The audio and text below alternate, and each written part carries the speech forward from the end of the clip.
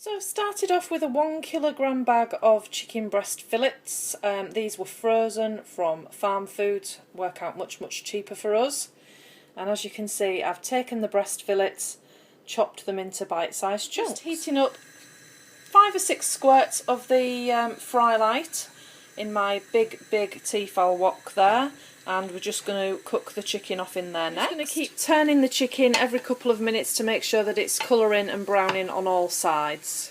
And in between stirring the chicken while it's browning, I'm just keep coming back to my peppers, and I'm just cutting up a large red pepper and a large yellow pepper, again, just into bite-sized pieces. So as soon as your chicken all looks sort of cooked, at least on the edges and nice and browned, if there is any water residue from it being frozen chicken, if that's what you're using, make sure to just drain that off, because you don't want it to obviously thin your sauce out. And then what we're going to do then is add 4 tablespoons of any Thai curry paste that you've got at all, but mine is the green Thai curry paste from Sainsbury's. I'm going to do 4 tablespoons, as this is kind of quite a large recipe for 4 adults. I have got a measurer here that says 60 ml, which is equivalent to 4 tablespoons, so we're just going to pop that in. So just a little tip there, it works quite well. Just line your whatever you're serving your curry paste out with water, or even a squirt of fry light actually, just stops it from sticking as much.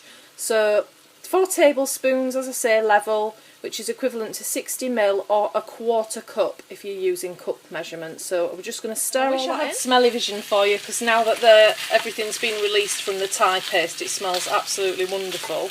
So at this stage again, we can add the peppers in. Now, you don't have to use peppers as I've done. If you don't like peppers, you can add things like courgettes, aubergines, I think they're called eggplants over the pond there. So any vegetables really that you do like, just pop them in now.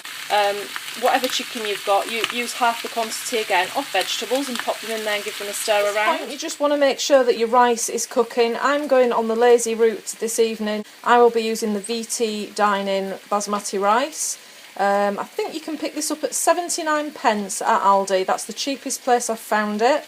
So yes, just for quickness, I would usually put it in my rice cooker.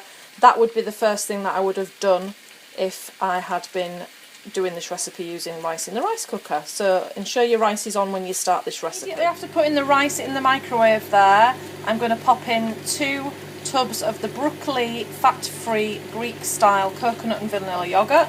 These are available in packs of 4 for 99p from Aldi. Any of the other sin-free or low-sin Greek-style yoghurts with the coconut in will work for this recipe. Do ensure when you add it in that you've got your heat turned down to the absolute minimum so that it doesn't curdle. So I'm just going to pop that in. We've just stirred in those 2 yoghurts whilst on a really low heat, well on my medium setting, lowest setting. And then once it's thoroughly stirred in, you can kind of put the heat up slightly. So I've got it to a medium to low, just so it's very slightly, as you can see, bubbling over. And just every sort of 30 seconds or so, just keep giving it a little mix around.